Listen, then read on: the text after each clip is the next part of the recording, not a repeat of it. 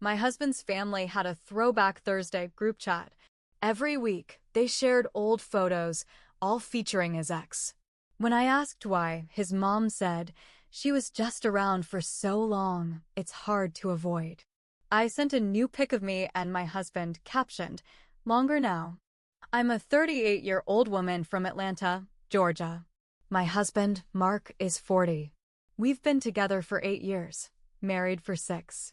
Mark is a kind and patient man, but when it comes to his family, he's a bit blind to their faults. Mark's family is close-knit, with traditions for everything: Sunday dinners, annual beach trips, and their infamous Throwback Thursday group chat. Every Thursday, someone shares an old family photo, reminiscing about the past. At first, I thought it was endearing. A family that cherishes memories is lovely, right? But then I noticed a pattern. Week after week, the photos featured Mark's ex-girlfriend, Sarah. Sarah at the beach with Mark.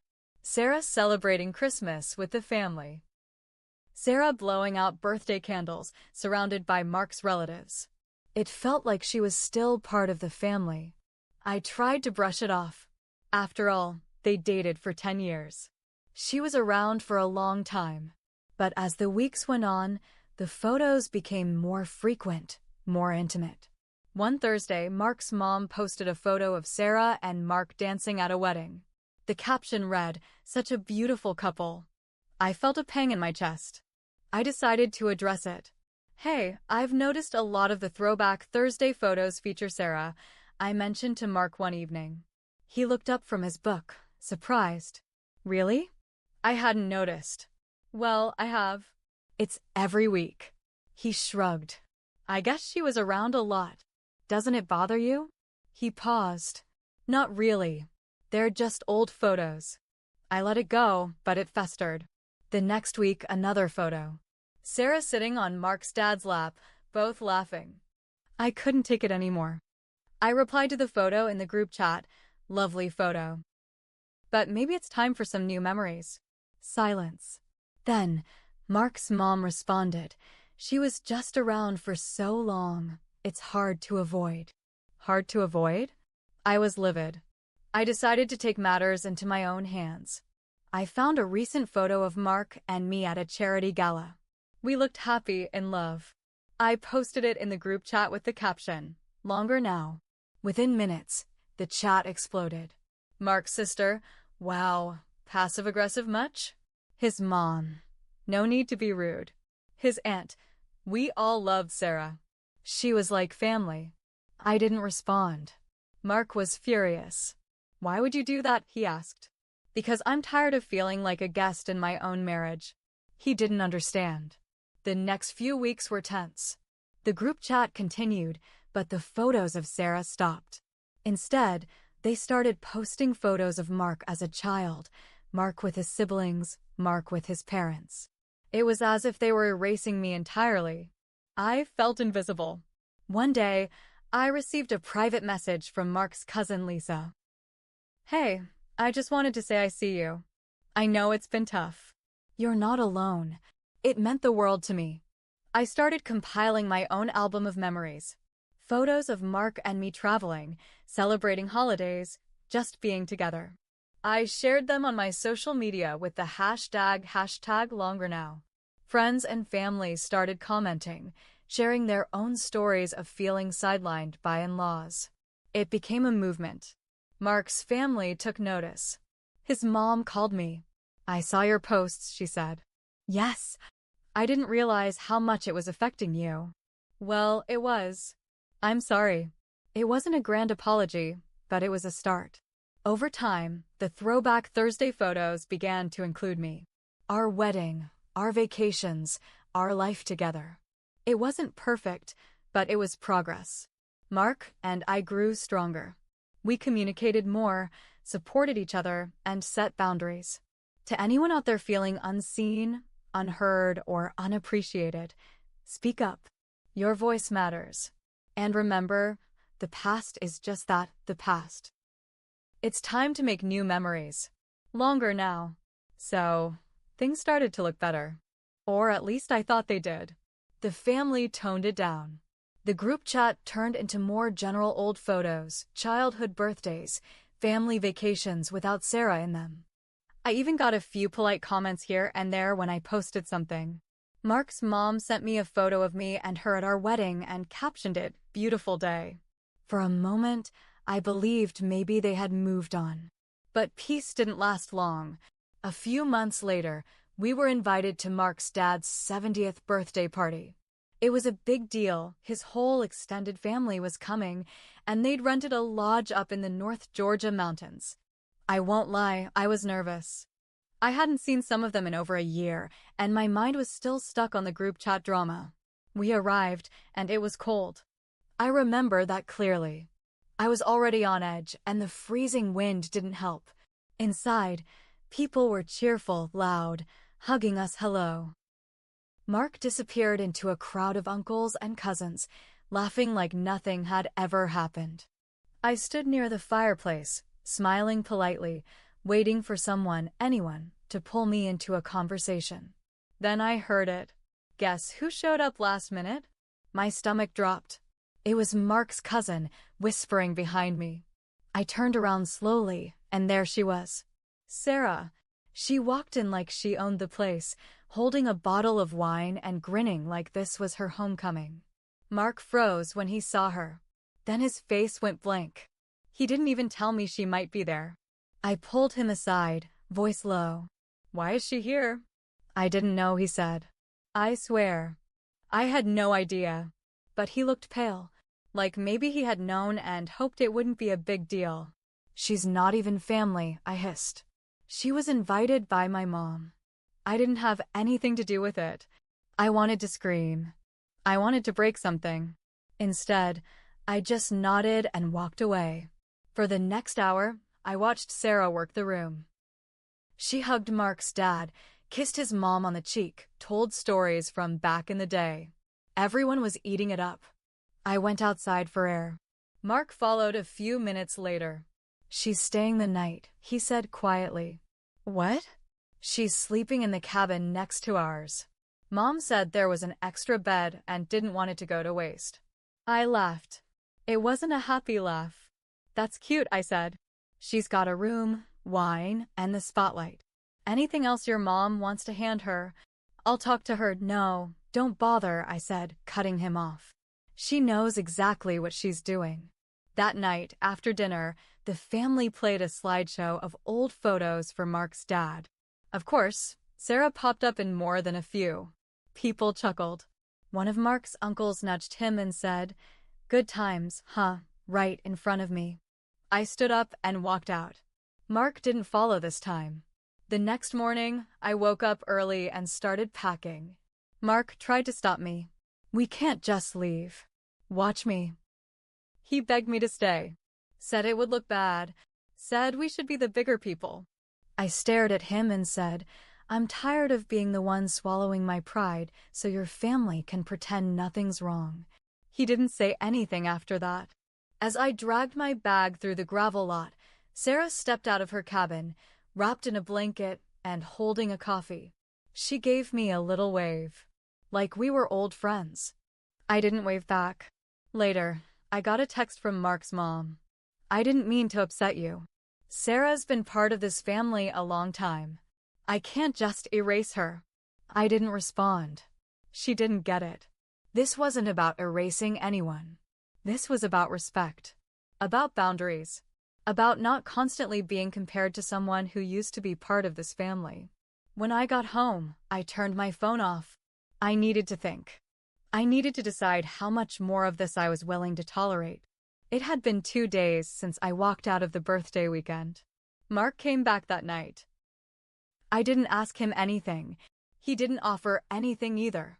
He just unpacked his overnight bag, took a shower, and crawled into bed like everything was fine. I slept on the couch. The next morning, I finally said, "You need to be honest with me." He looked tired. "I am." "You knew Sarah was going to be there." Silence. "I didn't know," he said slowly. "But I had a feeling. I didn't want to start a fight over something that might not happen." I stared at him. "So you gambled." "With me." He didn't answer that. And that was the start of the real cracks. We stopped going to his parents' house for Sunday dinners. I stopped replying in the group chat altogether. I noticed Mark wasn't saying much in it either. But the twist? Mark started acting different. Not colder, exactly, but more distant, distracted. One day, he left his phone on the counter while taking a shower. A message popped up from someone saved as S. Just S. I stared at it for a long time.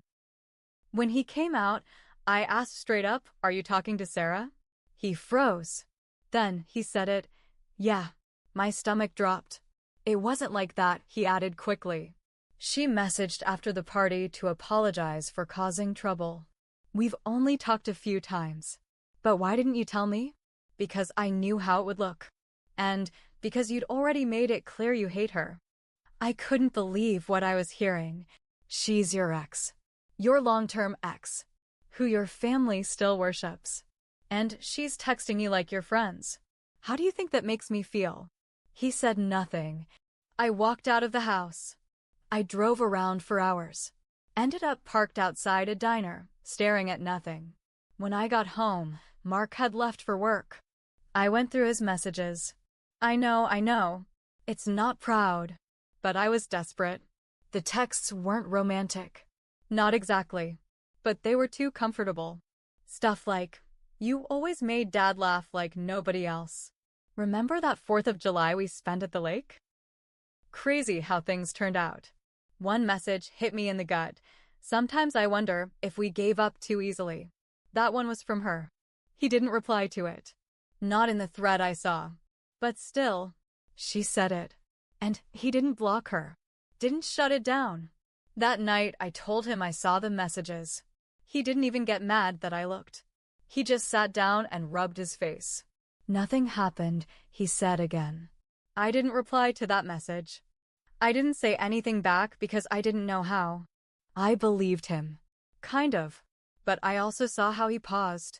Like he did know how to reply, but chose not to. I started staying late at work. I picked up shifts I didn't need. Anything to stay away. Then came the final twist. I got a message from Lisa, Mark's cousin. The one who once said, "I see you." She wrote, "Hey, I need to tell you something. Don't get mad at me, but Sarah's been around more than you think. She came to brunch last weekend. With your ML and Mark's sister." I didn't know until I got there. I sat there frozen. She's not just a guest anymore. She's becoming part of the group, again. I'm sorry. I didn't respond. I couldn't breathe. It wasn't just about Sarah being around. It was that this family, the one that said they couldn't erase her, was trying to replace me. Quietly, softly, slowly. Mark walked in that evening and looked at me like he already knew I knew. "I think we need to talk," he said. I didn't answer. I just stared at him and said, "Start talking." Mark sat on the edge of the couch, fidgeting with the string on his hoodie. I stood by the kitchen counter, arms crossed, heart racing but face cold. "I didn't ask Sarah to come back into the picture," he said. "But you didn't stop her either." He nodded. "No, I didn't." "So what are you saying?" I asked. "That you miss her?" He looked me in the eye. "Sometimes I wonder what it would have been like if I stayed with her." That was it. That one sentence tore the last bit of love I had for him straight out of my chest. I nodded. "Then you should find out." I didn't cry. Not in front of him. I packed a bag that night and stayed at my friend Tasha's place. I told her everything, no filters, no shame. She stared at me like I'd just walked out of a fire. "Girl, you need to set that whole family on fire," she said. And I did. But not the way you'd think. See, I didn't want to just walk away. That would be too easy for them. Let them carry on like nothing happened. Like I was just a blip, like Sarah was always supposed to be there. No. I was going to make sure they remembered me. I spent the next week gathering everything. Every photo, every memory. Texts between me and his mom, screenshots of the group chat, the charity galas we attended, the volunteer work we did, our wedding photos. I compiled it all into a digital photo album labeled, I uploaded it to a shared drive and sent the link to the entire group chat. No caption, just the link. Then I blocked them all. That same night, I scheduled a post on my social media. A black and white picture of me alone, looking straight into the camera. Caption: some people only love you until someone they loved longer shows up again. Remember that. It blew up. Friends shared it. Even people I barely spoke to sent me DMs saying it hit hard. It got reshared and reshared. It wasn't viral, but it spread enough. Then came the phone calls. His mom, his sister. Even Sarah messaged me on another platform saying I misunderstood everything. I didn't reply. And Mark? He sent me a long email. It started with, "I didn't mean for this to happen." It ended with, "Please don't do this." But it was already done. I filed for divorce the next week. I didn't drag it out. I just asked for what was mine. I had kept records. He didn't fight me. But I wasn't finished. 2 months after our divorce was final, his company held a fundraiser. I showed up, not to cause drama. I was invited by someone I'd met through charity work who liked me, respected me. I wore the same dress from the Longer Now photo. And guess who was there? His mom, his sister, Sarah. They saw me across the room. They tried to smile. I didn't return it. Later in the evening, I walked past them. Sarah actually tried to make small talk. "I guess you're doing okay," she said with that smug half-smile. I smiled back, but it wasn't friendly. "I was doing great." Then I remembered who you were. Then I turned to Mark's mom and said, "You couldn't erase me. You just made me unforgettable." And I walked out. Left them standing there in silence. That was the last time I ever saw any of them. It wasn't perfect. I still hurt sometimes. Still wonder how it got so twisted. But here's what I know: Mark made his choices. His family made theirs. And yeah, maybe I made mistakes too. Maybe I should have drawn harder lines earlier. Maybe I should have walked away sooner. But I didn't. I tried. I loved. I stayed longer than I should have. But in the end, I chose myself. And that was the best revenge of all.